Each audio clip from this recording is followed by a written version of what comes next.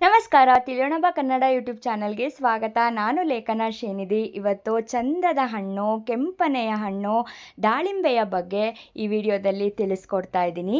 ಪ್ರತಿಯೊಂದು ಹಣ್ಣು ತನ್ನದೇ ಆದ ವಿಟಮಿನ್ಗಳಿಂದ ಸಮೃದ್ಧವಾಗಿದ್ದು ನಮ್ಮ ಆರೋಗ್ಯವನ್ನು ಕಾಪಾಡುತ್ತವೆ. ಆ ಪಟ್ಟಿಯಲ್ಲಿ ದಾಳಿಂಬೆ ಹಣ್ಣು ಕೂಡ ಒಂದು.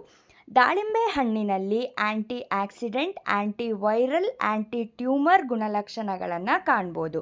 ಜೊತೆಗೆ ವಿಟಮಿನ್ ಎ, ವಿಟಮಿನ್ ಸಿ ಮತ್ತು ವಿಟಮಿನ್ ಇ, ಪೋಲಿಕ್ ಆಮ್ಲ ಕೂಡ ಇದೆ.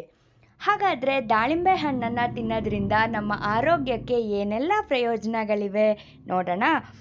ಪ್ರತಿನಿತ್ಯ ದಾಳಿಂಬೆಯನ್ನು ತಿನ್ನೋದ್ರಿಂದ ರೋಗ ನಿರೋಧಕ ಶಕ್ತಿ ಹೆಚ್ಚಾಗತ್ತೆ, ರಕ್ತದೊತ್ತಡವನ್ನು ಸುಧಾರಿಸತ್ತೆ, ಚರ್ಮದ ಕಾಂತಿಯನ್ನು ಹೆಚ್ಚಿಸಿ ಚರ್ಮವನ್ನು ಹೊಳೆಯೋ ಹಾಗೆ ಮಾಡತ್ತೆ. ದಾಳಿಂಬೆಯಲ್ಲಿ ನಾರಿನ ಅಂಶ ಅಧಿಕವಾಗಿರುವುದರಿಂದ ಜೀರ್ಣಕ್ರಿಯೆಯನ್ನು ಸುಧಾರಿಸುತ್ತೆ. ಸಾಕಷ್ಟು ಫೈಬರ್ ದಾಳಿಂಬೆ ಹಣ್ಣಿನಲ್ಲಿ ಇರೋದ್ರಿಂದ ಮಲಬದ್ಧತೆಯನ್ನು ತಡಿಲಿಕ್ಕೆ ಸಹಾಯ ಮಾಡುತ್ತೆ.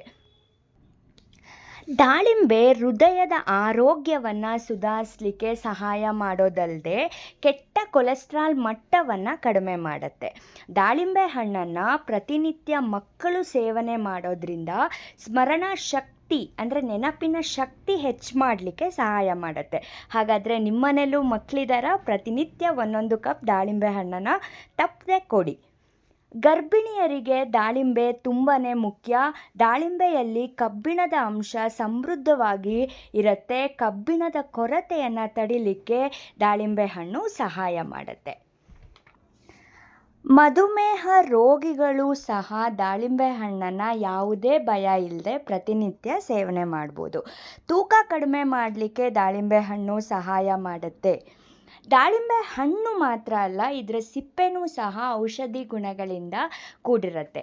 ದಾಳಿಂಬೆ ಹಣ್ಣಿನ ಸಿಪ್ಪೆಯನ್ನು 1 ಗ್ಲಾಸ್ ನೀರಿನಲ್ಲಿ ಕುದಿಸಿ ಕಷಾಯ ಮಾಡಿ ಕುಡಿಯೋದ್ರಿಂದ ಅತಿಸಾರ ಅಂದರೆ ಬೇದಿಯನ್ನು ಕಡಿಮೆ ಮಾಡಲಿಕ್ಕೆ ಸಹಾಯ ಮಾಡುತ್ತೆ. ನೋಡಿದ್ರಲ್ಲ ದಾಳಿಂಬೆ ಹಣ್ಣಲ್ಲಿ ಎಷ್ಟೊಂದು ಆರೋಗ್ಯದ ಪ್ರಯೋಜನಗಳಿದೆ ಅಂತ. ಸೊ ದಾಳಿಂಬೆ ಹಣ್ಣನ್ನು ಪ್ರತಿನಿತ್ಯ ಸೇವನೆ ಮಾಡಿ ನಿಮ್ಮ ಆರೋಗ್ಯವನ್ನು ಸುಧಾರಿಸ್ಕೊಳ್ಳಿ ಅಂತ ಹೇಳ್ತಾ, ಈ ಮಾಹಿತಿ ನಿಮ್ಗೆ ಇಷ್ಟ ಆಗಿದ್ರೆ ಲೈಕ್ ಮಾಡಿ, ಶೇರ್ ಮಾಡಿ. ದಯವಿಟ್ಟು ಸಬ್ಸ್ಕ್ರೈಬ್ ಆಗದೆ ನೋಡ್ತಾ ಇದ್ದರೆ ಸಬ್ಸ್ಕ್ರೈಬ್ ಮಾಡಿ.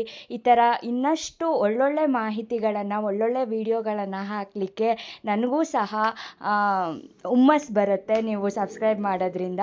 ಹಾಗಾದರೆ ನೆಕ್ಸ್ಟ್ ವಿಡಿಯೋದಲ್ಲಿ ಸಿಗ್ತೀನಿ. ನಮಸ್ಕಾರ.